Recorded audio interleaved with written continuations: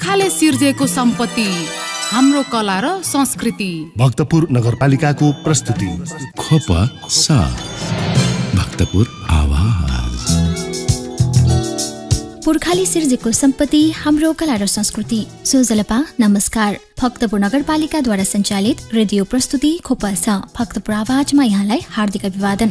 कार्यक्रम खोपसा तपाईले साताको दिन विभिन्न दिन सुन्न सक्नुहुन्छ, जस अन्तर्गत हरेक सोमबार बिहान 7:30 बजेदेखि 8 बजेसम्म भक्तपुर नगरको शिक्षा, स्वास्थ्य र पर्यटन सम्बन्धी विषयवस्तु सुन्न सक्नुहुन्छ भने हरेक बुधबार बिहान 7:30 बजेदेखि 8:30 बजेसम्म खोपसाको बुलेटिन विशेष प्रस्तुति सुन्न सक्नुहुन्छ र हरेक शुक्रबार साँझ 6:30 बजेदेखि 7 बजेसम्म भक्तपुर नगरको कला, संस्कृति र सम्पदा विशेष प्रस्तुतिसँग जोडिन सक्नुहुन्छ मात्र भक्तपुर FM 105.4 मेगाहर्जको रेडियो तरङ्ग मार्फत। साथै देश विदेशका विभिन्न स्थानमा रहनुहुने तपाईँ श्रोताले हामीलाई www.bhaktapurfm.com.np लगइन गरेर वा युट्युब च्यानल खोपसा मार्फत पनि सुनेर साथ दिन सक्नुहुन्छ। र सधैँझै खोपसाको बुधबार विशेष श्रृङ्खलाका साथमा म प्रस्तुता सन्ध्या ह्युङ्गुजु लगायत खोपसा परिवार उपस्थित भइसकेका छौँ। आजको श्रृङ्खलामा फागुन 27 गते शुक्रबार भक्तपुर नगरपालिकाको आयोजनामा हुन गइरहेको नगरस्तरीय पश्चिमा बाजा प्रतियोगिताको तयारी, उद्देश्य, सहभागिता, परम्परागत बाजा संरक्षणका अभ्यासहरू लगायतका विविध विषयमा पश्चिमा बाजा प्रतियोगिताका संयोजक एवं भक्तपुर नगरपालिका वडा नम्बर 9 का वडा अध्यक्ष रविन्द्र ज्याखोसँग अन्तरङ्ग कुराकानी गर्नेछौँ। त्यसैगरी पश्चिमा बाजाको सांस्कृतिक र परम्परागत महत्त्व, विकास र बोल सम्बन्धी एक रिपोर्ट सुन्नेछौँ। साथै फागुन 27 गते हुने नगरस्तरीय पश्चिमा बाजा प्रतियोगिताका प्रतिस्पर्धीहरूको तयारी र प्रतिक्रिया आजको जनताको आवाजमा समेट्नेछौँ। साथमा साताभरिका भक्तपुर नगरपालिकाका गतिविधिहरू छँदैछन्। पुर्खाले सिर्जेको सम्पत्ति हाम्रो कला र संस्कृति भन्ने मूल नारालाई आत्मसात गर्दै भक्तपुर नगरपालिकाले नगरको कला, संस्कृति र सम्पदा संरक्षण र सम्वर्धनमा अग्रणी भूमिका निर्वाह गर्दै आइरहेको छ। भक्तपुर नगरलाई ज्ञान विज्ञानको केन्द्र, पर्यटकीय गन्तव्य स्थल, कला र संस्कृति संरक्षित सांस्कृतिक नगर बनाउने उद्देश्यका साथ भक्तपुर नगरपालिका कटिबद्ध रूपमा अघि बढिरहेको छ। नगरको मूर्त कला र सम्पदाको संरक्षण, पुनर्निर्माण र जीर्णोद्धार सँगसँगै अमूर्त कलाको सम्वर्धन गरी नगरको सांस्कृतिक शोभा बढाउने अभिप्रायले भक्तपुर नगरपालिकाले समय अनुकूल विभिन्न नाचगान एवं वाद्यवादन प्रतियोगिता आयोजना गर्दै आइरहेको छ। पुर्खाले नासुको रूपमा छाडेर गएका परम्परागत वाद्यवादन बजाउने सिप नयाँ पुस्तामा हस्तान्तरण गर्न नसक्दा नगरको सांस्कृतिक मौलिकता बिलाउँदै जाने कुरालाई विशेष मनन गर्दै भक्तपुर नगरपालिकाले आजका युवा पुस्तामा यहाँको परम्परा र सिपप्रति लगाव र जागरुकता बढाउने उद्देश्यले विभिन्न समयमा परम्परागत बाजागाजा प्रतियोगिता गर्दै आइरहेको छ। जस अनुरूप आउँदो फागुन 27 गते भक्तपुर नगरपालिकाको आयोजनामा नगरस्तरीय पश्चिमा बाजा प्रतियोगिताको तयारी अघि बढिरहेको छ। यसै सेरोफेरोमा रहेर पश्चिमा बाजा प्रतियोगिताको तयारी, यसको उद्देश्य, सहभागिता, परम्परागत बाजा संरक्षणका अभ्यासहरू लगायतका विविध विषयमा कुराकानी गर्न आज हामी माझ हुनुहुन्छ पश्चिमा बाजा प्रतियोगिताका संयोजक एवं वडा नम्बर 9 का वडा अध्यक्ष रविन्द्र ज्याखो। साथमा हुनुहुन्छ सहकर्मी रविन्द्र कुसी। श्रोताबिन, भक्तपुर नगरपालिकाको रेडियो कार्यक्रम खोपसा भक्तपुर आवाजको आजको बसाइमा भक्तपुर नगरपालिकाको आयोजनामा फागुन 27 गते हुने नगरव्यापी खुला पश्चिमा बाजा प्रतियोगिताको सन्दर्भमा विविध कुराकानी गर्दैछौँ। भक्तपुरमा परम्परागत रूपमा चल्दै आएका सांस्कृतिक विधाहरूको संरक्षण सम्वर्धन गर्नुका साथै नागरिकहरूमा रहेको सिप उजागर गर्न विगतका वर्षहरूमा बाँसुरी, ढिम्मे, धाँ लगायतका विधाको प्रतियोगिता सम्पन्न भइसकेको छ।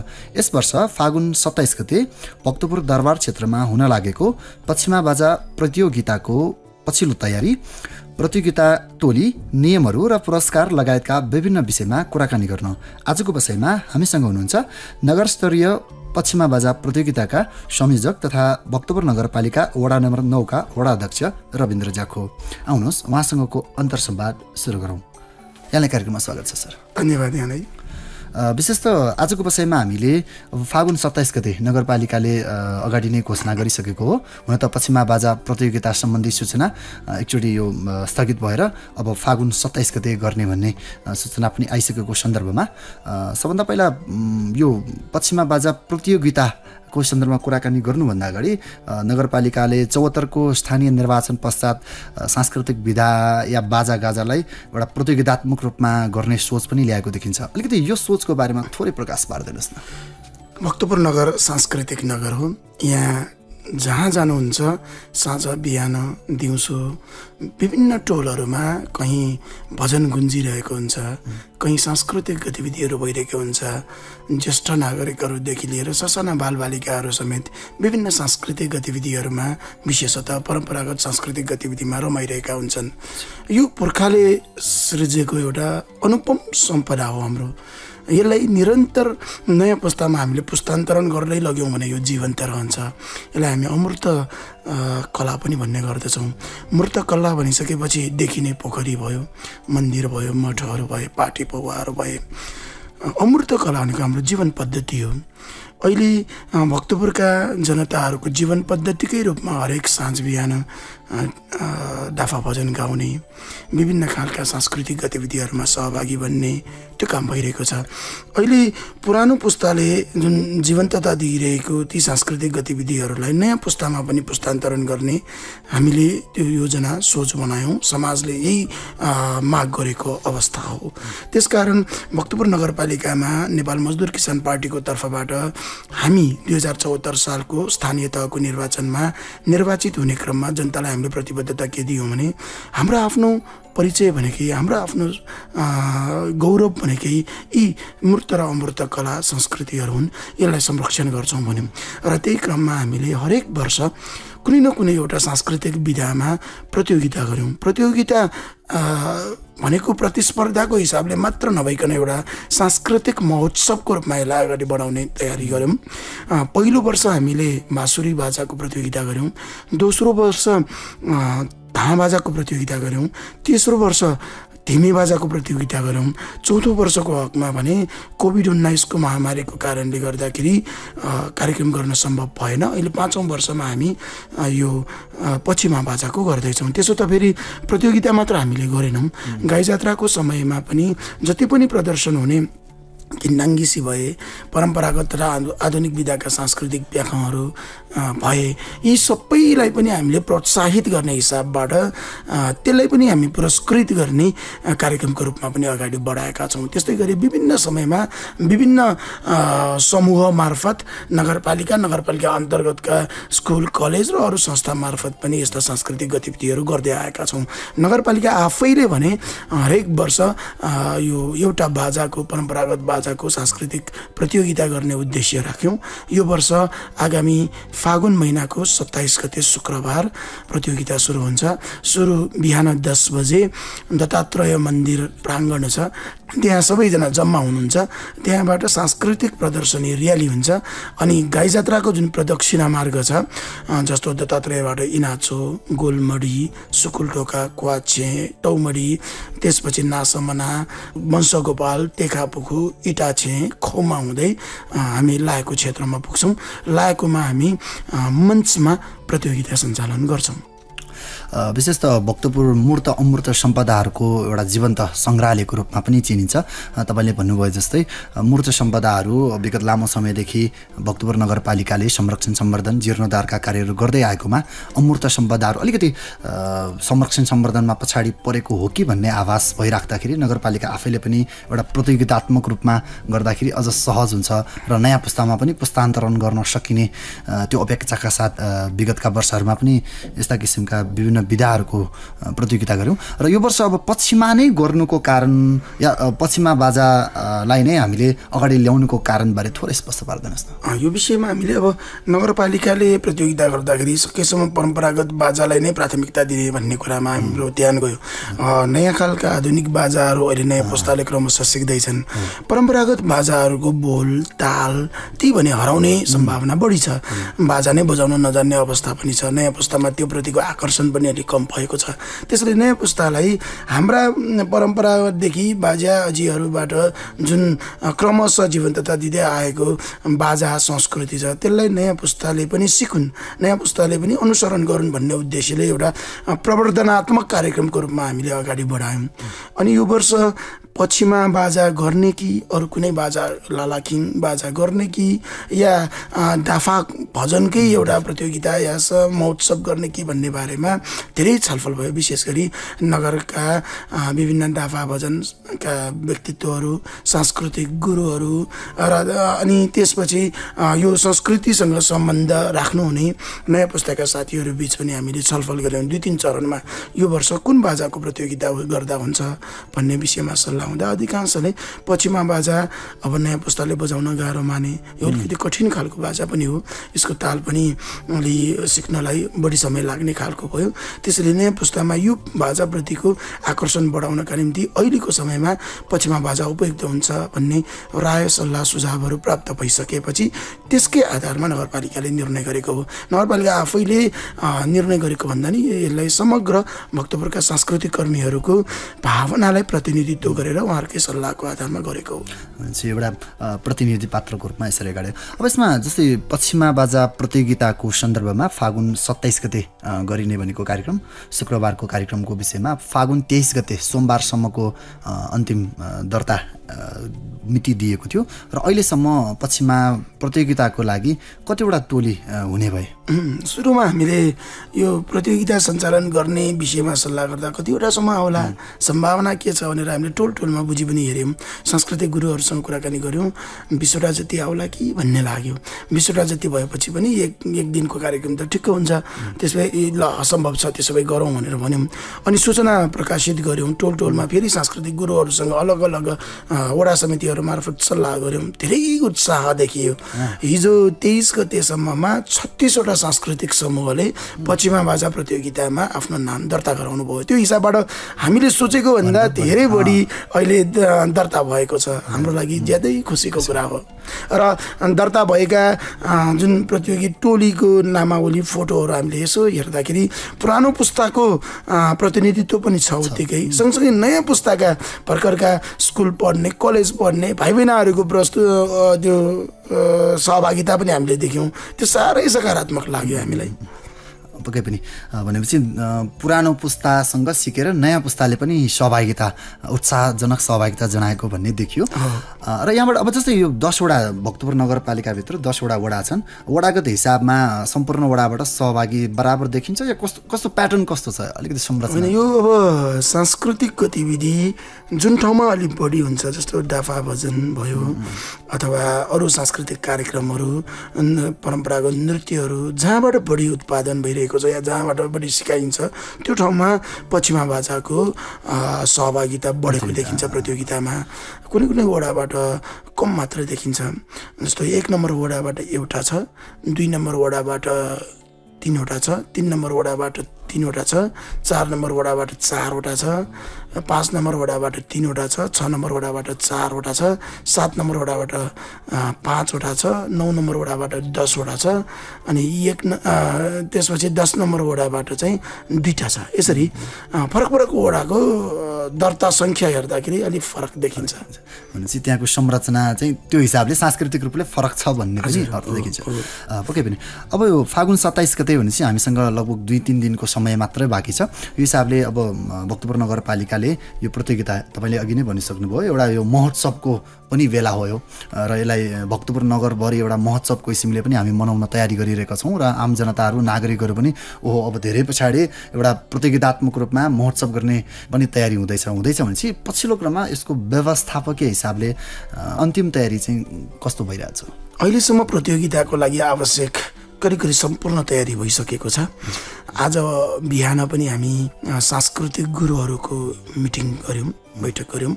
प्रतियोगितालाई सौहार्दपूर्ण तरिकाबाट, व्यवस्थित हिसाबबाट हामीले कसरी चलाउन सक्छौँ भन्ने बारेमा छलफल गऱ्यौँ।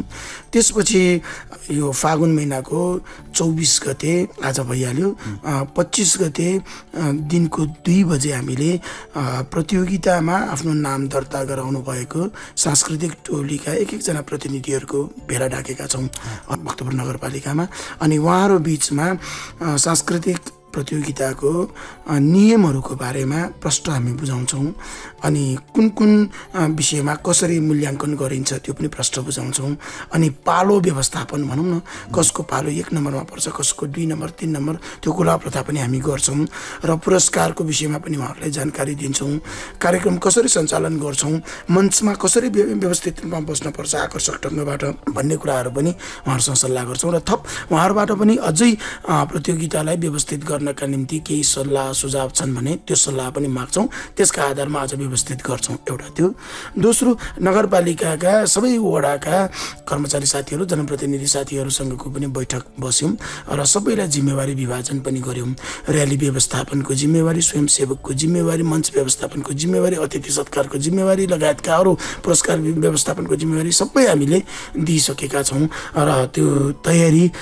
करिब करिब सकिसकेको अवस्था नै हो भनेपछि लगभग योजनागत रूपमा हामी अगाडि बढिरहेका छौँ भन्ने नै सन्दर्भ हो तपाईँले अघि नै जोड्नुभयो जस्तै नियमका कुराहरू एकाध नियमहरू सुरुमा पनि भन्नुभयो र यसमा अब एउटा नगर परिक्रमा गर्नुपर्ने कुरा पनि आइसके पछाडि अलिकति अङ्कभारको पनि कुरा आउँछ होला आम यो श्रोताहरू कार्यक्रम सुनिरहनु हुने सम्पूर्ण श्रोताहरूलाई यो अङ्कको विषयमा या कसरी अङ्क राख्ने त र पुरस्कारको विषयमा पनि थोरै जानकारी गराइदिनुहोस् न म नियमकै बारेबाट सुरु गर्छु जस्तो हामी 27 गते बिहान 10 बजे दत्तात्रेय क्षेत्रमा सबै सांस्कृतिक प्रतियोगी टिमहरू उपस्थित भइसक्नुहुन्छ त्यहाँबाट हामी सांस्कृतिक र्याली गर्छौँ त्यो सांस्कृतिक र्यालीमा आफ्नो टिम समूहका धेरैजना उपस्थित बन्नुहुन्छ उहाँहरूले बाजा बजाएर क्रमशः अगाडि बढ्नुहुन्छ त्यसमा पछिमा रहने भयो पछिमासँगै सहयोगी अरू बाजाहरू पनि रहन्छ अनि बाजामा अरू बाजाहरूसँगै बजाउँदै जाँदाखेरि विभिन्न ठाउँमा मूल्याङ्कनकर्ताहरू बस्नुहुन्छ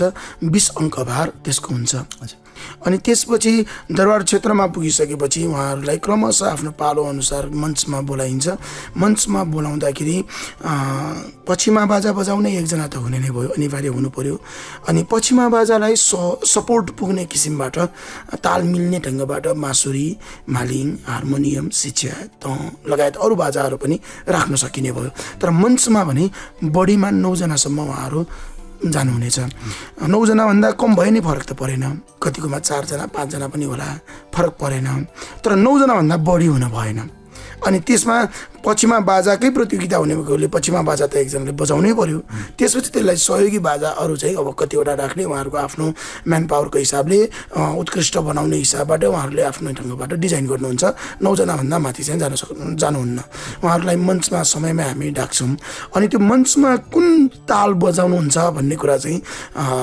25 गते दिउँसो 2 बजे जुन सांस्कृतिक टोलीहरूको बैठक हुन्छ नगरपालिकामा उहाँहरूले त्यहाँ म मञ्चमा यो ताल बजाउँछु भनेर अग्रिम जानकारी गराउनुहुन्छ त्यही आधारमा मूल्याङ्कनकर्ताहरूले तयारी गर्नुहुन्छ अनि मञ्चमा 6 मिनटको समय दिइन्छ 6 मिनटभित्रमा उहाँहरूले आफ्नो प्रस्तुति देखाइसक्नुपर्छ त्यस क्रममा 5 मिनट गएपछि जनाउ घन्टी अब 1 मिनट मात्र बाँकी छ भनेर जनाउ घन्टी बजाइन्छ 6 मिनटभित्रमा बजाइसक्नुपर्छ होइन 6 मिनटभन्दा लामो भयो भने मार्क्स काट्न पनि सक्छ अनि त्यसपछि मूल्याङ्कनको आधार कसरी बनाएको छ भने बोल र तालमा 30 अङ्कभार छ समयको परिपालनामा 5 अङ्कभार छ अनुशासनमा 5 अङ्कभार छ हाउभाउ तथा प्रस्तुतिकरणमा 10 अङ्कभार छ वेशभूषामा 10 अङ्कभार छ प्रष्टतामा 20 अङ्कभार छ भनेपछि बोल र ताल अत्यन्त महत्त्वपूर्ण देखियो प्रष्टता पनि महत्त्वपूर्ण देखियो है त्यसपछि अब त्यसलाई आकर्षित गर्नका निम्ति दर्शकहरूले मन पराउने हिसाबबाट उहाँहरू हावभाव पनि गर्नुहुन्छ होला अनुशासनमा बस्नुहुन्छ समयको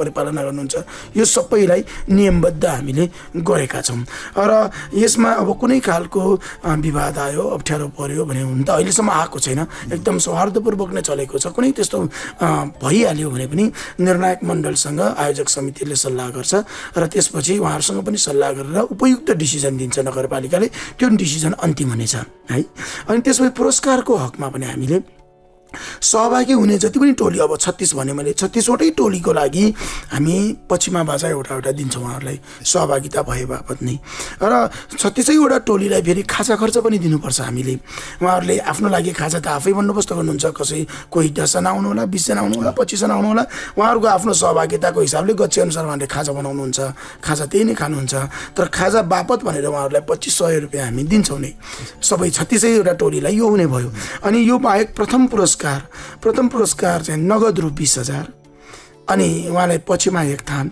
शिक्षा एक थान, एक जोडी, त एक जोडी, बाँसुरी 4 थान हामी प्रदान गर्छौँ। द्वितीय पुरस्कार पाउनेलाई नगद रु 15,000, पछिमा एक थान, शिक्षा एक जोडी, त एक जोडी दिन्छौँ।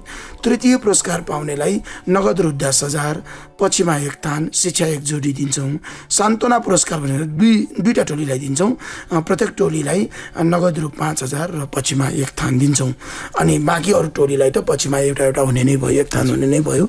अनि सबैलाई खाजा खर्च भनेर दिन्छौँ। यसरी हामीले पुरस्कारको व्यवस्था पनि गरेका छौँ।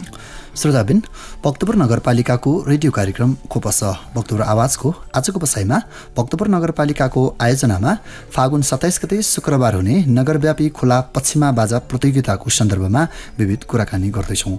र कुराकानीको लागि आजको बसाइमा हामीसँग हुनुहुन्छ नगरस्तरीय पश्चिमा बाजा प्रतियोगिताका संयोजक तथा भक्तपुर नगरपालिका वडा नम्बर 9 का वडा अध्यक्ष रविन्द्र जाको। विशेष त अब भक्तपुर नगरपालिकाले विगत 74 सालको स्थानीय निर्वाचन लगत्तै पहिलो वर्ष, दोस्रो वर्ष, तेस्रो वर्ष लगातार विभिन्न बाजा, सुरुमा बाँसुरी बाजा, ताहा बाजा, तिमे बाजा, 3वटा बाजाको प्रतियोगिता सम्पन्न गरिसकेको अवस्था पनि छ। अब यो 3वटा बाजा तपाईँले भने उद्देश्य त लगभग अब एउटा पुस्तान्तरणको कुरा पनि आयो र संरक्षण सम्वर्धनका कुरा पनि आयो र 3वटा बाजाको प्रतियोगितात्मक कार्यक्रम गरिसके पछाडि त्यसको प्रभावको मूल्याङ्कन चाहिँ हामीले कसरी गरिरहेछौँ? हरेक गतिविधिको हामीले यहाँ अवलोकन गर्ने गर्छौँ। यो 3टा सांस्कृतिक प्रतियोगिताको पनि हामीले अलग अलग सांस्कृतिक कर्मीहरू, गुरुहरूसँगै बसेर पनि मूल्याङ्कन गरेका छौँ। नगरपालिका आफैले पनि अलग मूल्याङ्कन गरेको छ। सुरुमा बाँसुरी बाजा गर्दाखेरि अलिकति हामीलाई गाह्रो होला कि भन्ने लागेको थियो, किनभने हामी अधिकांश जनप्रतिनिधिहरू पनि नयाँ थियौँ। हुन त भक्तपुर नगरपालिकाले योभन्दा अगाडि पनि यो प्रतियोगिता गरेकै थियो बाजाको, तर हामी जो जनप्रतिनिधि थियौँ हाम्रो लागि नयाँ थियो। अनि कसरी अगाडि बढ्दा हुन्छ भन्ने कुरा भएपछि सुरुमै हामीले सांस्कृतिक गुरुहरूसँग, नगरपालिकाका 10वटा वडामा रहेका सांस्कृतिक गुरुहरूसँग सल्लाह गर्दा हामी सहयोग गर्छौँ, अगाडि बढ्छौँ भन्ने भयो। बाँसुरी बाजाको प्रतियोगिता त्यति बेला गर्दाखेरि जम्मा 21वटा टोलीले सहभागिता जनाएका थिए। अलिक कम भयो कि भन्ने लाग्यो। तर प्रतियोगिता जब सुरु गरिसकेपछि लहरै टोलमा सहकारी संस्था मार्फत, इभन विद्यालयहरू मार्फत टोलमा सांस्कृतिक अगुवाहरूले क्रमशः नयाँ पुस्ताहरूलाई बाजा प्रशिक्षण दिन थाल्नुभयो। अहिले आएर धेरैवटा बाँसुरी बाजाको टोलीहरू आए। परम्परागत ताल अथवा सुरमा पनि उहाँहरूले बाँसुरी बजाइरहनु भएको छ भने नयाँ गानाहरूमा पनि उहाँहरूले बाँसुरी बाजा बजाइरहनु भएको छ। यो एकदमै सकारात्मक परिवर्तन यहाँबाट आएको। अहिले त हुँदा तपाईँहरूले पनि अनुभव होला, कतिपय बिहा व्रतबन्धमा अहिले अर्को बाजा जुन आधुनिक बाजाहरू छन् त्यो आधुनिक बाजालाई विस्थापन गरेर अहिले बाँसुरी बाजाहरू आयो भनेपछि बाँसुरी बाजा बिस्तारै व्यवसायीकरण भन्दै आएको छ। यो अत्यन्त सकारात्मक बाटो हो है। ताहा बाजाको प्रतियोगिता गऱ्यौँ, बाँसुरी बाजाकै एउटा प्रतिफल भनौँ, सकारात्मक सन्देश के गर्ने, ताहा बाजामा अलि बढी आए, 37वटा टोली आयो। झनै उत्साह भयो। अनि ताहा बाजा त अधिकांश भर्खरका युवाहरू 20 वर्ष मुनिका अथवा 20 देखि 25 वर्ष उमेरसम्मका त्यो समूहकाले धेरै राम्रो सहभागिता जनाए। अत्यन्त उत्साहजनक भयो, अनुशासित भयो। एउटा त्यो पुस्ता जो टिनेजको ग्रुप भनौँ अथवा भर्खर टिनेज कटेको ग्रुप, उहाँहरू यस्तो सांस्कृतिक समूहमा उत्साहित रूपमा लाग्नु हाम्रो निम्ति अत्यन्त सकारात्मक बाटो हो। उहाँहरूको निम्ति हामीले खेलकुद प्रतियोगिता पनि गऱ्यौँ, अरू पनि गरिरहेका छौँ, तर सांस्कृतिक गतिविधिमा पनि उहाँहरूको त्यो उत्साह, उहाँहरूको आकर्षण अत्यन्त सकारात्मक देख्यौँ। ताहा बाजा प्रतियोगितामा पहिलो, दोस्रो, तेस्रो हुने, पुरस्कृतमा हुने र पुरस्कृत नहुने अरू पनि अहिले विभिन्न होटलहरूमा, विभिन्न महोत्सवहरूमा सँगसँगै विदेशी कूटनीतिज्ञहरू आउँदाखेरि उहाँहरूले स्वागत गर्ने टोलीको रूपमा उहाँहरू जानुहुन्छ। एक हिसाबबाट प्रोफेसनली उहाँहरू पनि अगाडि बढेको देखियो। अनि त्यस्तै गरी अरू सांस्कृतिक गतिविधिहरूमा पनि उहाँहरूको एकदम उत्साहजनक सहभागिता देखिन्छ। यो गाई जात्राको समयमा खिन्डाङ्गेसी बजाउने बेलामा पनि ताहा बजाउनेहरू यसो तपाईँहरूले हेर्नुभयो भने नयाँ पुस्ताका साथीहरू बढी देखिनुहुन्छ। भनेको संस्कृतिमा पुस्तान्तरण, सिपमा पुस्तान्तरण भएको यसले पनि देखायो। अनि त्यसपछि तेस्रो चरणमा हामीले धिमे बाजाको प्रतियोगिता गऱ्यौँ। धिमे बाजामा 72वटा टोलीले सहभागिता जनायो। हामीले एक दिन मात्र गर्ने भन्यौँ, तर त्यो टोलीको सहभागिता र त्यो उत्साह देखिसकेपछि एक दिनले त नसक्ने भयो, 2 दिन गर्छौँ भनेर हामीले तयारी गऱ्यौँ। 2 दिन अत्यन्त उत्साहजनक रूपमा भक्तपुर पुरै सांस्कृतिक महोत्सवमयको रूपमा भयो।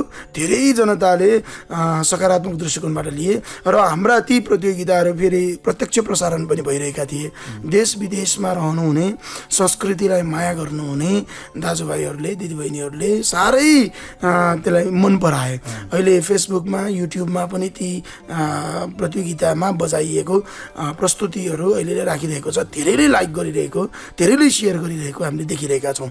अहिले धिमे बाजा भन्नुहुन्छ भने प्रत्येक टोलमा या प्रत्येक वडामा कम्तीमा पनि 10-12 टोलीहरू धिमे बाजाको छन्। अहिले नयाँ पुस्ता साना भाइ बहिनीहरूलाई समेत धिमे बाजा सिकाइरहेको अवस्था छ। यो हिसाबबाट बाजाप्रति, इभन परम्परागत बाजाप्रति नयाँ पुस्तामा आकर्षण बढेको देखियो। यो हाम्रा अग्रजहरूले पहिलादेखि गर्दै आउनुभएको मेहनतको पनि प्रतिफल हो भने त्यसलाई, त्यो मेहनतलाई एक हिसाबबाट एक्सेलरेट गर्ने भन्छ नि, उत्साहित गर्ने, गति प्रदान गर्ने काम नगरपालिकाले पनि, यो कार्यक्रमले पनि गरेको हामीले ठानेका छौँ। त्यसैले हाम्रो उद्देश्य भन्नु नै भक्तपुरलाई एउटा सांस्कृतिक जीवन्त नगरको रूपमा हामीले प्रस्तुत गर्नु हो। हाम्रो भक्तपुरको आफ्नो परिचय, आफ्नो गौरवको विषयवस्तु जो छ त्यो कुरा हामीले आन्तरिक एवं बाह्य पर्यटकहरू माझ हामीले देखाउने हो, प्रस्तुति गर्ने हो र त्यसै मार्फत यहाँका जनताहरूको आर्थिक सामाजिक उन्नति गर्ने हो। यसमा यो प्रतियोगिताले कहीँ न कहीँ इँटा थापेको हामीले पाएका छौँ। यही कुरा नै हो। जस्तै अब तपाईँले भन्नुभयो जस्तो भक्तपुर नगरपालिकाले जुन उद्देश्य अनुरूप यस्ता कार्यक्रमहरू गरिरहेका छन् त्यो उद्देश्यमा धेरै हदसम्म हामी सफल भइरहेका छौँ भन्ने नै देखियो। तर एकाध रूपमा देखिएका समस्या बाहेक आम रूपमा परम्परागत रूपमा सिकिएका विभिन्न किसिमका बाजाका गुरुहरूको कुरा गर्दाखेरि केही बाहेक पेसागत रूपमा व्यावसायिक रूपमा चाहिँ उहाँहरू जान नसकेको अवस्था पनि छ। त्यसले गर्दाखेरि केही बाजाहरू जस्तै भजन या अन्य विभिन्न किसिमका बाजाहरू निरन्तरता दिन नसकिएको भन्ने कुरा पनि आइराख्दाखेरि नगरपालिकाले यस सम्बन्धी चाहिँ कस्तो किसिमको तयारी योजना के छ? यसमा म अलिकति फरक ढङ्गबाट विश्लेषण गर्छु। हाम्रो पुर्खा भनौँ न, हाम्रा अग्रजहरूले परम्परागत सांस्कृतिक गतिविधि गर्दाखेरि व्यवसायीकरण गर्ने कन्सेप्ट उहाँले बनाउनु भएको थिएन। सुरुदेखि नै उहाँहरूले आफ्नो धर्मको रूपमा लिनुभयो, आफ्नो संस्कृतिको रूपमा लिनुभयो, आफ्नो जीवन पद्धतिको रूपमा यसलाई अङ्गीकार गर्नुभयो। अहिले पनि भन्नुहुन्छ भने त्यत्रो कठ्याङ्ग्रिदो जाडोमा पनि उहाँहरू बिहान सबेरै भजन गर्नुहुन्छ, बेलुका ढिलो गरी भजन गर्नुहुन्छ। उहाँहरू कति अब सक्दै नसक्ने अवस्था हुँदा समेत उहाँहरूले आफ्नो नाचगानहरू, प्याखाहरू उहाँहरूले जोगाइराख्नु भएको छ। उहाँहरूले त्यसलाई एउटा जीवन पद्धतिको रूपमा स्वीकार गर्नुभयो, संस्कृतिको रूपमा स्वीकार गर्नुभयो। कहिल्यै पनि पैसा कमाउने, बाजा मार्फत, नाच मार्फत पैसा कमाउने सोच बनाउनु भएन। बरु उल्टो त्यो भजन जोगाउनका निम्ति, त्यो संस्कृति जोगाउनका निम्ति, बाजा जोगाउनका निम्ति उहाँहरूले जग्गा दान दिनुभयो। समय समयमा उहाँहरूले आफ्नै खर्चमा समयपछि कार्यक्रम राख्नुभयो, विभिन्न खालको गतिविधि गर्नुभयो। तर उहाँहरूले कहिल्यै पनि पैसा कमाउने सोच्नु भएन। यो अत्यन्त हाम्रो निम्ति, नयाँ पुस्ताको निम्ति सकारात्मक बाटो। हाम्रा अग्रजहरू संस्कृति जोगाउनका निम्ति मरिमेट्नुहुन्छ। हाम्रा अग्रजहरू जीवन पद्धतिको रूपमा यसलाई स्वीकार गर्नुहुन्छ। सायद त्यसैले पनि होला सांस्कृतिक कर्मी जो हाम्रा अग्रजहरू हुनुहुन्छ उहाँहरूको आयु पनि लामो छ, उहाँहरू स्वस्थ हुनुहुन्छ। किनभने हरेक दिन जस्तो उहाँहरू रिहर्सल गर्नुहुन्छ, एक्सर्साइज गर्नुहुन्छ। त्यसले पनि एक खालको सामाजिक रूपमा उहाँलाई स्वस्थ बनाउनका निम्ति काम गर्यो। घरमा अनेक खालका तनावहरू होलान्, ती तनावहरू बिर्साउने एउटा ठाउँ पनि, त्यो मञ्च पनि रह्यो। र आफ्नै उमेर समूहका साथीभाइहरू, साथी सङ्गीहरूसँग बसेर भलाकुसारी गर्ने, आफ्ना दुःख सुखको कुराहरू बाँड्ने त्यो राम्रो अवसरको रूपमा उहाँहरूले युज गर्नुभयो। जसले गर्दा उहाँहरू अहिले पनि हामी देखिरहेका छौँ 80 वर्षभन्दा माथिका धेरै हाम्रा अग्रजहरू अहिले पनि सक्रिय जीवन बिताइरहनु भएको छ। साह्रै सकारात्मक कुरा। त्यो तुलनामा अहिलेको हाम्रो पुस्ता हेर्ने हो भने हामी अब त्यो उहाँहरू जस्तै बाँच्छौँ कि बाँच्दैनौँ भन्ने पनि लाग्छ। त्यसैले उहाँहरूले संस्कृतिलाई एउटा जीवन पद्धतिको रूपमा स्वीकार गर्नुभयो। अहिले यो पुँजीवादी संस्कार भयो, समाज भयो, त्यसले गर्दा हरेक कुरालाई पैसासँग हामीले टाँच्न थाल्यौँ। कमाइ हुन्छ कि हुँदैन, मेरो जीवन पाल्छ कि पाल्दैन यसले भन्ने कुराहरूमा हामी गएका छौँ। यो सायद अहिलेको परिस्थितिले मागेको अवस्था पनि होला, अथवा हाम्रो आफ्नो दृष्टिकोण नै अब जीवन गुजारा गर्नु छ, जसरी भए पनि यसलाई एउटा पेसाको रूपमा विकास गरौँ भन्ने हिसाबबाट पनि गएको छ। सकारात्मक बाटो पनि छ, यसको नकारात्मक बाटो पनि छ। अहिले हामीले नगरपालिकाले विशेषतः हाम्रा पुर्खाले त्यति बेलादेखि अत्यन्त मेहनत गरेर जोगाइरहेको यी सांस्कृतिक अमूर्त सम्पदाहरूलाई नयाँ पुस्तामा पुस्तान्तरण गर्ने हो। पुस्तान्तरण गर्ने क्रममा उहाँहरूले जीवन पद्धतिको रूपमा स्वीकार गर्नुभयो, यसलाई दिगो बनाउन सकिने भयो। होइन, जीवन पद्धतिको रूपमा स्वीकार गर्नु भएन भने प्रोफेसनली भए पनि अगाडि बढ्नुहुन्छ, कम्तीमा आफूले सकुन्जेल त्यसैबाट जीवन गुजारा गर्न सक्ने अवस्था पनि आउला। कतिले स्कुलमा, कलेजमा, कतिले सहकारीमा, कतिले कुनै संस्थामा, पुस्तकालय वाचनालयमा गएर त्यहाँको समूहलाई सिकाउँदा थोरै थोरै उहाँहरूले आम्दानी पनि गर्नुहुन्छ र त्यसबाट सामान्य हिसाबबाट आफ्नो जीवनको अति आवश्यक चिजहरू पुरा पनि गर्नुहुन्छ। कतिले त आजभोलि होटलमा, रेस्टुरेन्टहरूमा पनि यो सङ्गीतलाई उहाँहरूले प्रोत्साहित पनि गरिरहनु भएको छ। त्यो व्यवसायीकरण गर्ने एउटा पाटो त छँदैछ, तर नगरपालिकाले व्यवसायीकरण भन्दा पनि एउटा जीवन पद्धतिको रूपमा विकास गर्न खोजेको, साइड बाई साइड व्यवसायीकरण पनि अगाडि बढाउन खोजेकै हो। पक्कै पनि भक्तपुर नगरपालिकाले विगत लामो समयदेखि भक्तपुरका मूर्त अमूर्त सम्पदा संरक्षण र सम्वर्धनका लागि गरिरहेका विविध प्रयासहरूको बारेमा आम जनताले मूल्याङ्कन गरिरहेकै छ। भक्तपुर नगरपालिकाको रेडियो कार्यक्रम खोपस भक्तपुर आवाजको आजको बसाइमा फागुन 27 गते हुने नगरव्यापी खुला पश्चिमा बाजा प्रतियोगिताको सन्दर्भमा कुराकानी गर्दैथ्यौँ र आजको बसाइमा हामीसँग हुनुहुन्थ्यो भक्तपुर नगरपालिका वडा नम्बर 9 का वडाध्यक्ष र नगरस्तरीय पश्चिमा बाजा प्रतियोगिताका संयोजक रविन्द्र ज्याखुजु। लगभग आजको बसाइको हामी अन्तमा आइसक्यौँ र यो सन्दर्भमा कुराकानी गरिरहँदा हामीले लगभग भक्तपुर नगरपालिकाले गरिरहेका विविध किसिमका सांस्कृतिक अभ्यासहरूका पनि कुराकानी गऱ्यौँ र अन्तमा कार्यक्रम सुनिरहनुहुने सम्पूर्ण श्रोताहरू र भक्तपुरका जनताहरूमा यो सन्दर्भमा के भन्न चाहनुहुन्छ? हाम्रो यो भक्तपुर एफएममा बज्ने खोपस कार्यक्रम मार्फत सम्पूर्ण नेपाली दाजुभाइ दिदीबहिनीहरू, अझ भनौँ भक्तपुरका आमा बुवा दाजुभाइ दिदीबहिनीहरूलाई आग्रह के छ भने तपाईँहरूले हामीलाई अमूल्य मतदान गरेर जिताउनु भएको 5 वर्ष करिब पुग्यो। हामी वैशाख 31 2074 साल वैशाख 31 गतिको निर्वाचनबाट जितेका हौँ। अबको वैशाख 30 गते अर्को निर्वाचन हुँदैछ भनेको हाम्रो कार्यकाल सकिँदैछ, नयाँ निर्वाचन हुँदैछ।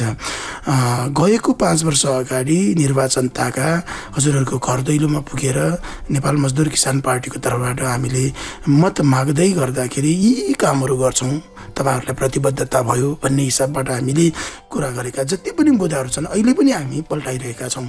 कति काम हामीले गर्न सक्यौँ, कति गर्न सकेनौँ, के कारणले भएन या के छ, सबै कुरा हेरेका छौँ। अहिलेसम्ममा हामीले जो जनताबीच प्रतिबद्धता गरेका छौँ 90% भन्दा बढी काम हामीले पुरा गरिसक्यौँ।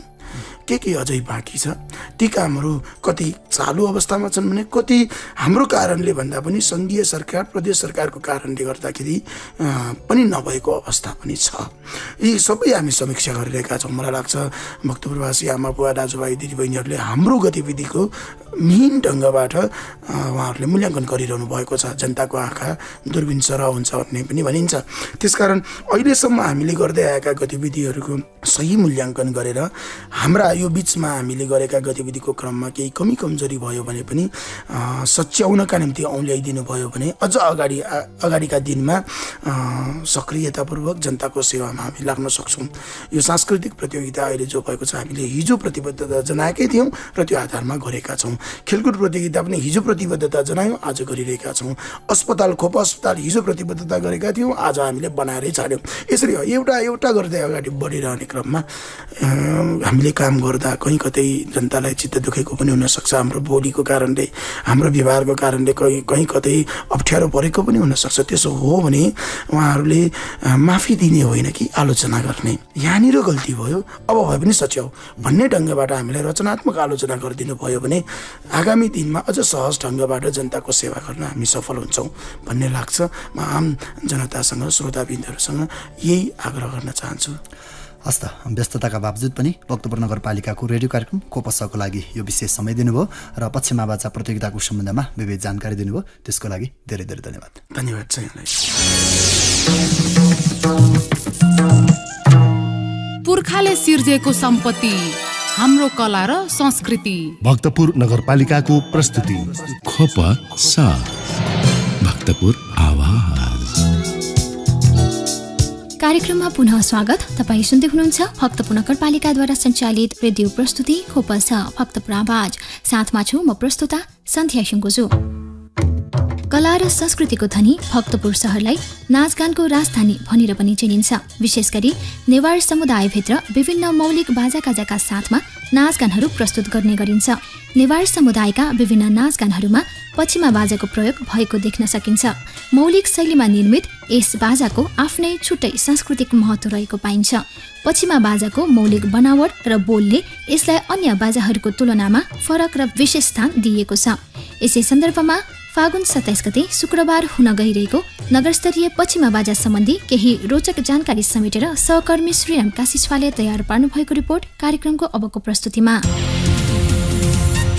नेपालमा विशेष गरी नेवार समुदाय संस्कृति परम्परा बाजागाजाको लागि धनी समुदाय हो। आफ्नो मौलिक वाद्यवादन सामग्री भएको बजाउने तरिका पनि उत्कृष्ट भएको समुदायको रूपमा नेवार समुदायलाई लिन्छ। आदिकालदेखि नेवार समुदाय काठमाडौँ उपत्यकामा बसोबास गर्छन्। नेवार समुदायमा बजाइने विभिन्न किसिमका बाजा गाजा मध्ये सबैभन्दा मन पराइने बाजाको रूपमा पश्चिमा बाजालाई पनि लिन्छ। 9 बाजा मध्येको एक महत्त्वपूर्ण बाजा पश्चिमा बाजा पनि रहेको बाजा वादक इन्दिरा लाछिमस्यु बताउँछिन्। पश्चिमा बाजा चाहिँ नेवार समुदायमा बजाउने एक अभिन्न बाजाको रूपमा लिइन्छ। यो चाहिँ 9 बाजा भित्र अन्तर्गत परिने 9 तरिकाको बाजा अन्तर्गत परिने चाहिँ एउटा बाजा हो। खास गरिकन अब यो बाजा चाहिँ हाम्रो 9 बाजा बजाउने बेलामा कुनै ओकेजन फेस्टिभलहरूमा चाहिँ बजाउँछ। पश्चिमा बाजाको मुख्य विशेषता भनेकै हामीले यो बाजा बजाउने बेलामा देब्रेपट्टि चाहिँ त्यो पिठो हुन्छ नि हो, त्यो पिठो मुछेर त्यसमा तालेर बजाउँछ। यो नै यसको मुख्य विशेषता हो। अनि अरू पनि विशेषताहरू भन्नुपर्दा चाहिँ यो खास मालिङ बाजामा प्रयोग गरिन्छ। पश्चिमा बाजा भनेको सबभन्दा बढी चाहिँ अब मालिङ बाजासँग मात्र प्रयोग गरिन्छ। अब आजभोलि चाहिँ बाँसुरीसँग पनि प्रयोग गरेको पाइन्छ, तर यो खास चाहिँ मालिङ बाजासँग बजाउने बाजाको रूपमा लिइन्छ। यसको मुख्य विशेषता भनेको यही हो, अब त्यो पिठो हालेर बजाउने। अब मालिङ बाजा त खास फुकेर बजाउने बाजा हो होइन। अब मालिङ बाजा पहिलादेखि नै अब पौराणिक कालदेखि नै यसरी नै चल्दा आएको 9 बाजामा चाहिँ प्रयोग गरिने। अनि त्यसपछि यो पश्चिमा नगडा अनि नाइखिङ धिमेचा आदिमा चाहिँ प्रयोग गरिने मालिङ बाजासँग चाहिँ कम्युनिकेसन गरेर बजाउँछ। प्रत्येक महिना जात्रा भोज भतेर गरिरहनु पर्ने, प्रत्येक दिन दाफा भजन गर्नुपर्ने जीवन्त संस्कृति नेवार समुदायसँग रहेको छ। विभिन्न चाडपर्वमा यसको प्रयोग हुँदै आएको समेत बताइएको छ। यस बाजाको सांस्कृतिक महत्त्व के रहेको छ त? यसको महत्त्व त धेरै नै छ होइन। अब हामी नेवार समुदायमा जति पनि बाजाहरू छ त्यसको त त्यति नै महत्त्व रहन्छ। अब खास गरिकन पश्चिमा बाजाको महत्त्व भन्नुपर्दा चाहिँ यो कुनै पनि शुभ कार्यमा बजाउने काम होइन, शुभ कार्यमा बजाइन्छ। अनि अब जस्तै भगवानलाई एउटा आस्था मानेर पूजा आजामा पनि बजाउने, त्यो कारण होला। विशेष गरेर चाहिँ यो अब आजभोलि त हामीले हरेक टाइम हरेक बेला नै बजाएको देख्छौँ होइन। अब व्रतबन्ध बिहे आदिमा पनि आजभोलि हामीले पश्चिमा बाजाको प्रयोग गरेको पाइन्छ। तर यो विशेष गरेर चाहिँ पहिला चाहिँ अब त्यस्तै हो, अब जात्राहरूमा होइन। अनि त्यो दाफा भजन बजाउने बेलामा कुनै ओकेजनहरूमा सकीमा पुर्ने के पूर्णेहरू आउँछ नि हाम्रो नेवार फेस्टिभलको होइन। त्यो पूर्णेहरूमा चाहिँ बाहिर बसेर दाफा भजन गाइसकेपछि अनि दाफा भजन सबै सकिसकेपछि 9 बाजा बजाइन्छ होइन। अनि 9 बाजासँग त्यो सिरियल मिलाएर चाहिँ यो पश्चिमा बाजा चाहिँ बजाइन्छ। खास त त्यसरी बजाउने बाजा हो। तर अब आजभोलि चाहिँ यसको प्रयोग चाहिँ धेरै ठाउँमा धेरै बढी भएको चाहिँ देखिन्छ। आजभोलिका युवा पुस्ताहरू विशेष गरेर धिमे बाजामा नै बढी रमाउन थालेका छन्। अन्य बाजा बजाउन जाने व्यक्तिको संख्या अधिक रहेको छ, तर पश्चिमा बाजा बजाउने व्यक्तिको संख्यामा पनि कमी हुँदै आएको बताइएको छ। अहिलेको अवस्थामा हेर्ने बेला अरू बाजा भन्नाले हामीले पहिलाको वर्ष चाहिँ नगरपालिकाले धिमे बाजा, ताहा बाजा, बाँसुरी बाजा गरेको थियो होइन। त्यो बाजाको अनुपातमा चाहिँ पछिमा अलिकति कम होला कि जस्तो मलाई महसुस लागेको छ होइन। अब यो पछिमा बाजा भनेको अरू बाजा भन्दा पनि धिमे बाजा भन्दा अलिक गाह्रो पनि छ यो बाजा सिक्नको लागि होइन। अब अहिलेको नयाँ पुस्ता चाहिँ अलिकति यसमा कम होला कि जस्तो चाहिँ लागिरहेछ। अब अलि चलेको बाजा भनेको धिमे कहाँ हो अहिलेको नयाँ पुस्ताले बजाउने होइन। अनि यो पछिमा अनि त्यसपछि नगडा अनि अरू बाजाहरू चाहिँ कमै छन् बजाउनेहरू। अब बोल त फरक छ, अब बाजा अनुसार नै बोलहरू त फरक हुने त्यो स्वाभाविकै छ होइन। तर यसमा त्यो बजाउने बेलामा चाहिँ त्यो हातको औँलाहरू अलिक घुमाउनु पर्ने होइन, हातको औँलाहरूलाई चाहिँ अलिक मिलाउनु पर्ने हुन्छ। त्यो अब हामीले धिमे बाजा बजाउने भन्दा पनि अब यसमा अलिकति बोलहरू अलिक गाह्रो छ, अलिक प्र्याक्टिस गर्नुपर्ने हुन्छ यो सिक्नको लागि बजाउनको लागि। यसरी पछिमा बाजा लोप हुने संकेत देखेपछि यसलाई जगेर्ना गर्न आवश्यक रहेको बताइएको छ। भक्तपुर नगरपालिकाको पाठ्यक्रममा परम्परागत बाजा सम्बन्धी जानकारी राखिनु सकारात्मक कुरा भएको र नगरपालिकाको सहकार्यमा नयाँ पुस्तालाई सिकाउँदै लानुपर्ने समेत भनिएको छ। अब मेरो हिसाबमा चाहिँ अब यसलाई हस्तान्तरण त गर्दै लानु नै पर्छ होइन। अब अहिलेको नयाँ पुस्तालाई जसरी अरू धिमे बाजा ढाबाजा जसरी अलिकति आकर्षक बनेको छ, हाम्रो अरू बाजाहरूलाई पनि बनाउन अति नै आवश्यक छ। त्यसको लागि चाहिँ अब भक्तपुर नगरपालिकाले त हरेक वर्ष प्रतियोगिताहरू गर्दै नै आएको छ। अनि सँगै अब स्थानीय पाठ्यक्रममा पनि समावेश गरेको छ। यसको बारेमा अब स्थानीय पाठ्यक्रममा पनि बच्चाहरूलाई पढ्नुपर्छ, सिक्नुपर्छ, हाम्रो बाजाको बारेमा पनि राखेको छ। अब मलाई के लाग्छ भने त्यो स्थानीय पाठ्यक्रममा मात्रै राखेर पनि भएन। हामी कहाँ यति धेरै बाजा बजाउने गुरुहरू हुनुहुन्छ, अग्रजहरू हुनुहुन्छ, उहाँहरूलाई चाहिँ हरेक विद्यालयहरूमा चाहिँ अनिवार्य रूपमा हाम्रो बाजाको कक्षा चाहिँ गराउनै पर्छ, एउटा त्यो लाग्छ। अनि त्यसपछि अर्को चाहिँ अब आजभोलिको समय भनेको पहिलाको जस्तो होइन, विद्यार्थीहरूसँग समय पनि छैन, उनीहरूले एक्स्ट्रा कुराहरू पनि धेरै कुरा सिक्नुपर्छ, विद्यालयमै स्कुल उनीहरूको समय बिताउँछ। त्यो कारणले गर्दा नगरपालिकाको नै आयोजनामा नगरपालिकासँग नै हामीले सहकार्य गरेर हामीले यो बाजालाई चाहिँ सिकाउँदै लानुपर्छ जस्तो पनि लाग्छ। अब पहिला पो अब गुठी डाफा भजन भन्ने हुन्छ, बेलुका गुठीहरूमा गएर डाफाहरूमा गएर सिकिन्थ्यो। तर आजभोलि त समय त्यस्तो छैन, सबै विद्यार्थीहरू अब उनीहरूको होमवर्क गर्नुपर्नेदेखि लिएर विद्यालयमा नै यसको टाइम बिताउने भएको कारणले गर्दा यसरी विद्यालयमा नै यसको क्लासहरू अनिवार्य रूपमा राखिदिनु पायो भने अझ बढी चाहिँ नयाँ पुस्ताले सिक्न सकिन्छ। पुर्खाले सिर्जेको सम्पत्ति हाम्रो कला र संस्कृति हो। लोप हुन लागेका संस्कृति बचाउनु सबैको दायित्व हो। यसै कुरालाई मध्यनजर गरी विगतमा जस्तै भक्तपुर नगरपालिकाले यस वर्ष पछिमा बाजा प्रतियोगिता सञ्चालन गर्न लागि नगरपालिका स्रोतले जनाएको छ। खोप सको लागि श्रीराम काशीछाको रिपोर्ट। भक्तपुर नगरपालिकाले कला संस्कृति र साहित्यलाई विशेष महत्त्व दिएर विभिन्न प्रतियोगिता आयोजना गर्दै आएको छ। परम्परा र संस्कृतिको संरक्षणमा युवा पुस्तालाई अभिप्रेरित गर्ने ध्येयले भक्तपुर नगरपालिकाले परम्परागत बाजा प्रतियोगिता आयोजन गर्ने र उत्कृष्ट टोलीलाई पुरस्कृत गर्ने कार्य गर्दै आएको छ। भक्तपुर नगरपालिकाको यस कार्यबाट युवा पुस्तामा आफ्नो परम्परा र संस्कृतिप्रति लगाव बढ्नुका साथै संस्कृति संरक्षणमा महत्त्वपूर्ण टेवा पुगेको देखिन्छ। यसै सन्दर्भमा नगरस्तरीय पछिमा बाजा प्रतियोगितामा सहभागी हुन गइरहेका केही प्रतिस्पर्धीहरूको प्रतिक्रिया सुनौ आजको जनताको आवाजमा।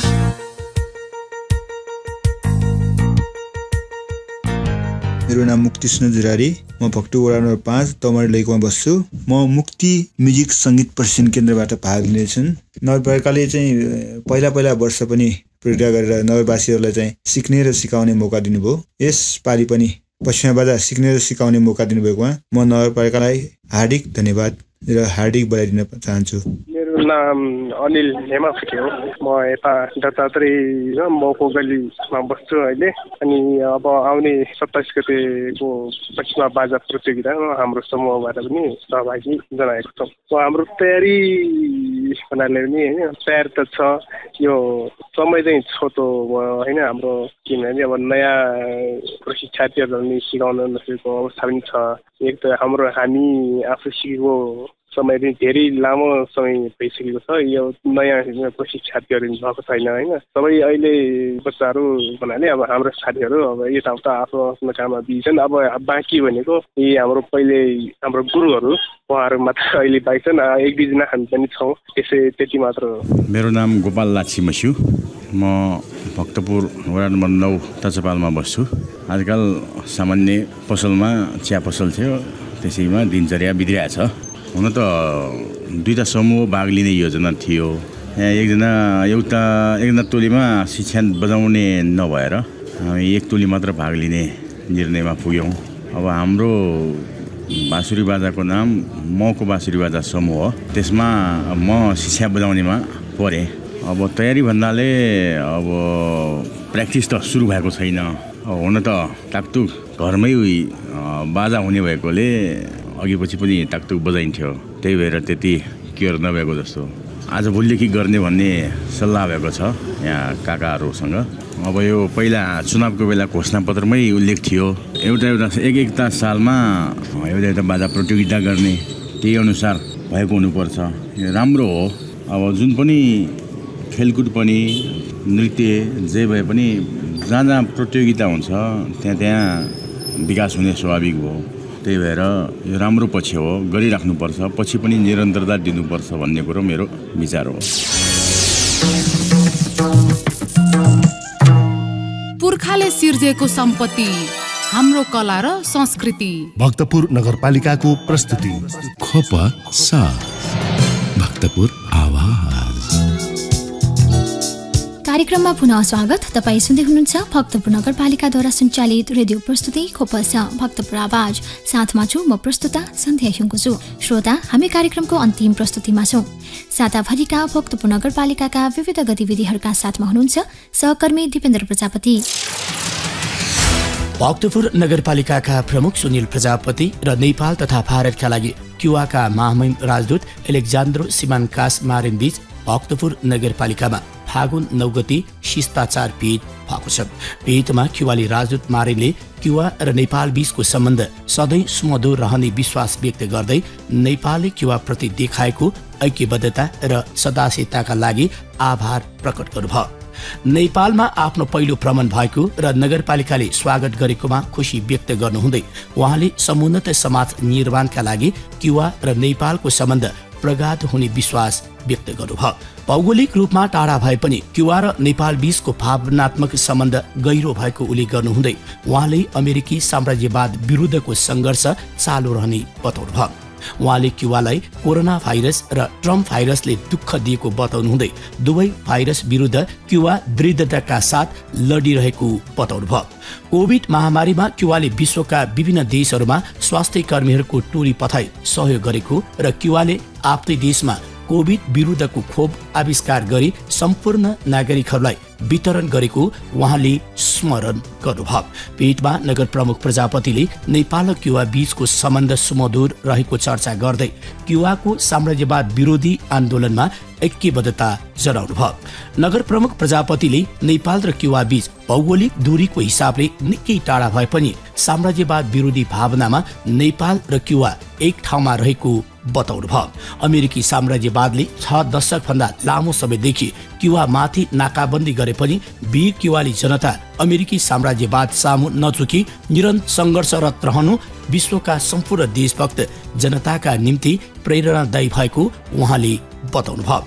फिडेल क्यास्ट्रोको नेतृत्वमा रहेको समाजवादी व्यवस्थालाई बिगार्न सयौं पटक क्यास्ट्रोको हत्या प्रयासलाई क्युवाली सरकारले असफल पार्न सक्नु राज्य व्यवस्थाको असल उदाहरण भएको बताउनुहुँदै प्रमुख प्रजापतिले भक्तपुर नगरपालिकाले पनि समाजवादी देशहरूबाट सिक्दै शिक्षामा शिशु स्याहारदेखि उच्च शिक्षा अध्ययनका लागि कलेजहरू सञ्चालन गर्दै आएको जानकारी दिनुभयो।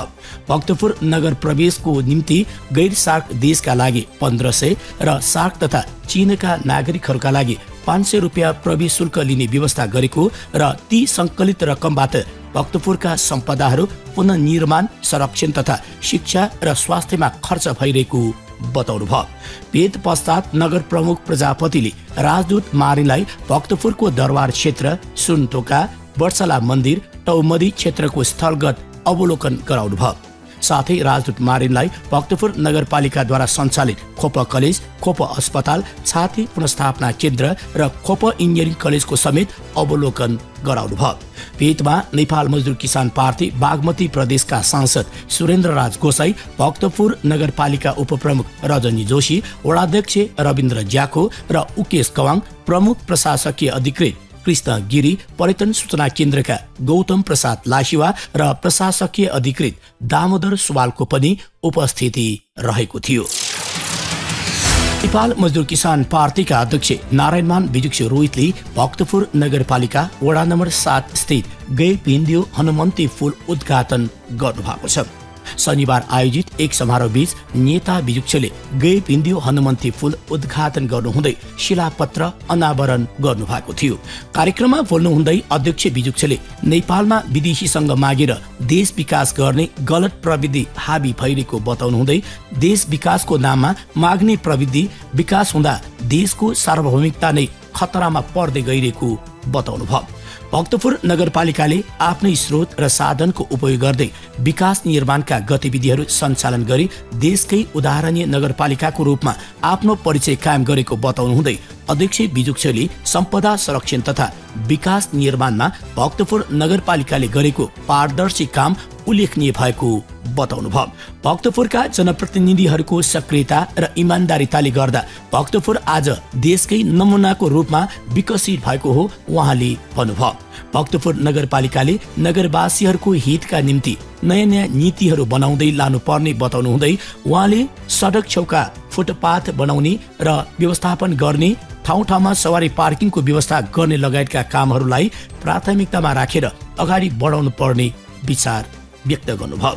ठेकेदारहरूको काम विश्वसनीय नहुने बताउनुहुँदै उहाँले ठेकेदारहरूले कमिसन निर्माण गर्दै देशको अरबौं रकम लुटिरहेको अध्यक्ष बिजुक्छले स्पष्ट पार्नुभयो। जनतालाई चुक्याउन एमाले र माओवादीले आफ्नो पार्टीको नाममा कम्युनिस्ट राखेको उल्लेख गर्नुहुँदै नेता बिजुक्छले प्रमुख शासक दलहरूका देशघाती गतिविधिहरूका कारण देश चौतर्फी ढङ्गले समस्यामा पर्दै गइरहेको बताउनुभयो। कार्यक्रममा भक्तपुर नगरपालिकाका प्रमुख सुनिल प्रजापतिले उपभोक्ता समितिबाट विकास निर्माणको काम गर्ने भक्तपुर नगरपालिकाको पहिलेदेखिको परम्परा भएको बताउनुहुँदै भक्तपुर नगरपालिकाले सार्वजनिक सम्पत्ति संरक्षणमा जोड दिँदै आएको बताउनुभयो। नगरपालिकाको अगुवाई र स्थानीय जनताको सहभागितामा निर्मित भक्तपुरकै ठूलो गै पिन्दियो पुल निर्माणबाट स्थानीय जनताको आवागमनमा समेत सहज भएको र पुल निर्माणसँगै यस ठाउँको आकर्षण बढेको छ प्रमुख प्रजापतिले भन्नुभयो। देशघाती एमसीसी को प्रसंग जोड्दै उहाँले जनता राजनीतिक रूपमा सचेत नभई देश नै नरहने खतरा हुने उल्लेख गर्नुहुँदै शासक दलले सत्ताको लोभमा गरेका देशघाती कामको सचेत जनताले विरोध गर्नुपर्ने धारणा उहाँले राख्नुभयो। सम्पदा जीर्णोद्धार तथा पुनर्निर्माणको जिम्मा ठेकेदारहरूलाई दिनु सम्पदा विनाश गर्नु सरह भएको बताउनुहुँदै उहाँले ठेकेदारहरूले देशका धेरै संरचनाहरू अल्पत्र छाडेर राज्यको खरबौं रुपियाँ लुटिरहेको प्रश्न पार्नुभयो। त्यस्तै भक्तपुर नगरपालिका वडा नम्बर 7 का वडाध्यक्ष उकेश कवानले खोला पुनर्निर्माणमा निकै चुनौतीहरू सामना गर्नु परेको स्मरण गर्नुहुँदै पुल निर्माणमा अथक रूपमा सहयोगी भूमिका निर्वाह गर्नुहुने उपभोक्ता समिति, अनुगमन समिति र प्राविधिक समूहलाई धन्यवाद ज्ञापन गर्नुभयो। वडाबाट सञ्चालित विकास निर्माणका बारेमा अवगत गराउनु हुँदै वडाध्यक्ष कवाङले 7 वडामा खानेपानी व्यवस्थापन निकै चुनौतीपूर्ण रहेको र वडाले खानेपानी समस्या समाधान गर्न ठाउँ ठाउँमा डिबोर्निङ र ट्याङ्की निर्माण गरी खानेपानी लाइन विस्तारलाई जोड दिँदै आएको बताउनुभयो।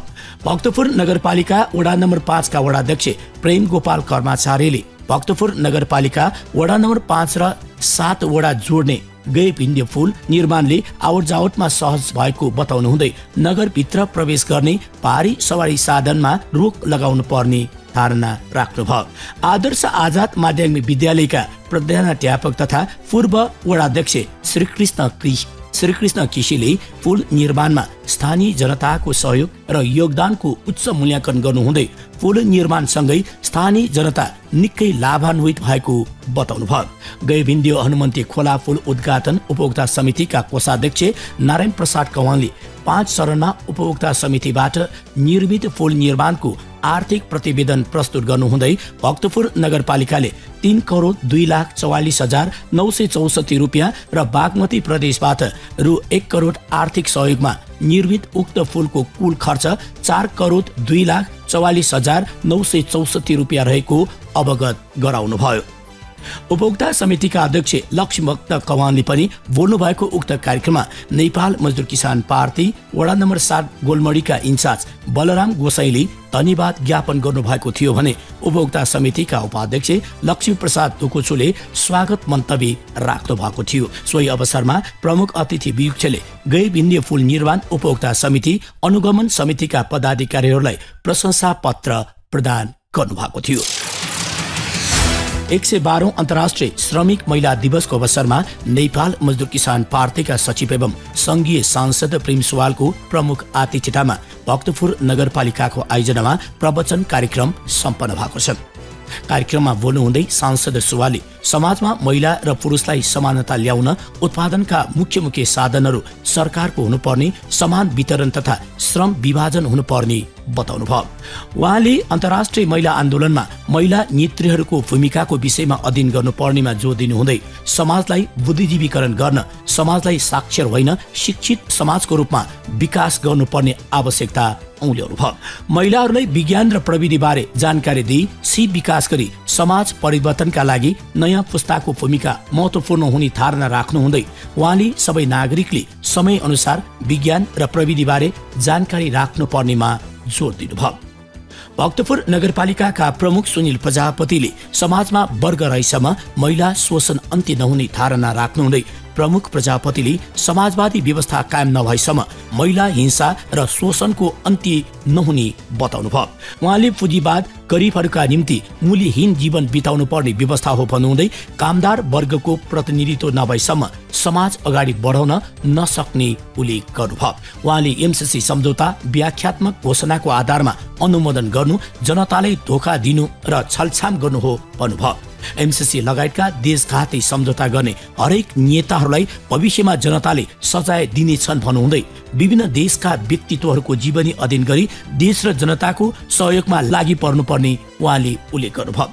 कार्यक्रममा सभापति एवं महिला तथा बाल बालिका समितिका संयोजक रोशनमाया सुवालले 112औं अन्तर्राष्ट्रिय श्रमिक महिला दिवस मनाइरहँदा अधिकांश श्रमिक नेपाली महिलाहरू शिक्षाबाट वञ्चित हुनु परेको बताउनुहुँदै क्लारा डेटकिनको संक्षिप्त जीवनीबारे प्रकाश पार्नुभयो भने कार्यपालिका सदस्य छोरीमाया सुजखुले रोजा लक्जमबर्गको संक्षिप्त जीवनीबारे प्रकाश पार्नुभयो। कार्यपालिका सदस्य कृष्ण लक्ष्मी दुवाले स्वागत गर्नुभएको उक्त कार्यक्रममा प्रमुख प्रशासकीय अधिकारी कृष्ण गिरीले धन्यवाद ज्ञापन गर्नुभएको थियो भने महिला स्वयंसेविका तारा देवी धन्छा, शिशु स्याहार केन्द्रका शिक्षिका नजरमाया पातीले महिलाहरूको समान हकका निम्ति पुरुषसँगै लड्नुपर्ने बताउनुभयो।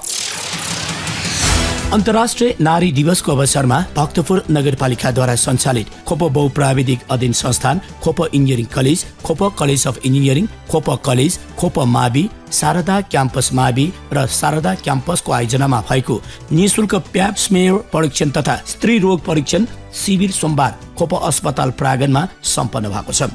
शिविरमा भक्तपुर नगरपालिकाद्वारा सञ्चालित कलेजहरूमा कार्यरत महिला कर्मचारी तथा शिक्षिकाहरूले आफ्नो स्वास्थ्य परीक्षण गराएका थिए। कार्यक्रमका प्रमुख अतिथि भक्तपुर नगरपालिका वडा नम्बर 9 का वडाध्यक्ष रविन्द्र ज्याखोले विभिन्न रोगबाट बस्न समय समयमा स्वास्थ्य परीक्षण गराउन सुझाव दिनुहुँदै शिविरमा निःशुल्क औषधिहरू पनि वितरण गरिने अवगत गराउनुभयो। कार्यक्रममा महिला रोग विशेषज्ञ डाक्टर रीना श्रेष्ठले महिलाहरूको पाथेघरको मुखको क्यान्सरले विद्यमान रूप लिइरहेको हुँदा पाथेघरको मुखमा समस्या भए नभएको समयमै परीक्षण गरी सम्भावित क्यान्सर रोगबाट बस्न सकिने धारणा राख्नुभयो। कार्यक्रममा खोप बहुप्राविधिक अध्ययन संस्थाका कर्मचारी तथा शिक्षिकाहरू, क्यान्सर अस्पताल नर्सिङ इन्चार्ज लक्ष्मी श्रेष्ठको पनि उपस्थिति रहेको थियो। श्रोता, हामी कार्यक्रमको अन्त्यतिर आइसकेका छौं। आजको श्रृङ्खलामा फागुन 27 गते भक्तपुर नगरपालिकाको आयोजनामा हुन गइरहेको नगरस्तरीय पश्चिमा बाजा प्रतियोगिताको तयारी, उद्देश्य, सहभागिता, परम्परागत बाजा संरक्षणका अभ्यासहरू लगायतका विविध विषयमा पश्चिमा बाजा प्रतियोगिताका संयोजक एवं भक्तपुर नगरपालिका वडा नम्बर 9 का वडा अध्यक्ष रविन्द्र ज्याकोसँग अन्तरङ्ग कुराकानी गर्यौं। त्यसैगरी पश्चिमा बाजाको सांस्कृतिक र परम्परागत महत्व, यसको विकास र बोल सम्बन्धी एक रिपोर्ट सुन्यौं। साथै नगरस्तरीय पश्चिमा बाजा प्रतियोगिताका केही प्रतिस्पर्धीहरूको तयारी र प्रतिक्रिया आजको जनताको आवाजमा समेट्यौं। साथमा साताभरिका भक्तपुर नगरपालिकाका विविध गतिविधिहरू पनि सुनिहाल्यौं। तपाईलाई आजको कार्यक्रम कस्तो लाग्यो? आफ्नो सल्लाह सुझाव र प्रतिक्रिया अवश्य पठाउनुहोला। प्रतिक्रिया पठाउने ठेगाना कार्यक्रम खोपस भक्तपुर आवाज भक्तपुर नगरपालिका। तपाईले आफ्नो प्रतिक्रिया फेसबुक पेज भक्तपुर नगरपालिका वा भक्तपुर म्युनिसिपालिटी मार्फत पनि पठाउन सक्नुहुन्छ। साथै भक्तपुर नगरपालिकासँग सम्बन्धित सम्पूर्ण सूचना वा जानकारी नगरपालिकाको वेबसाइट भक्तपुर.mun.gov.in मा पनि हेर्न सक्नुहुन्छ। र थप जानकारीका लागि नगरपालिकाका प्रकाशनहरू खोपपौ र भक्तपुर मासिक पनि पढ्न सक्नुहुन्छ। कार्यक्रम अवधिभर सुनेर साथ दिनुहुने तपाईँ श्रोतालाई हार्दिक धन्यवाद। कार्यक्रम तयार पार्न सहयोग गर्नुहुने सहकर्मीहरू रविन्द्र कुसी, श्रीराम काशीचवा र दिपेन्द्र प्रजापतिलाई विशेष आभार। कार्यक्रमका लागि आवश्यक सल्लाह र सुझाव प्रदान गर्नुहुने रविन्द्र ज्याखो र दिपेन्द्र प्रजापतिलाई हार्दिक धन्यवाद र प्राविधिक सहयोगका लागि राजेश हाडा र रवि हाडालाई विशेष आभार। शुक्रबार साँझ 36 बजेदेखि 7 बजेसम्म खोपसको कला संस्कृति र सम्पदा विशेष प्रस्तुतिका साथमा उपस्थित हुने नै छौं। तबसम्मका लागि म प्रस्तुता सन्ध्या ह्युङ्गुजु लगायत खोपस परिवारलाई बिदा दिनुहोस्। तपाईको समय शुभ बितोस्। नमस्कार।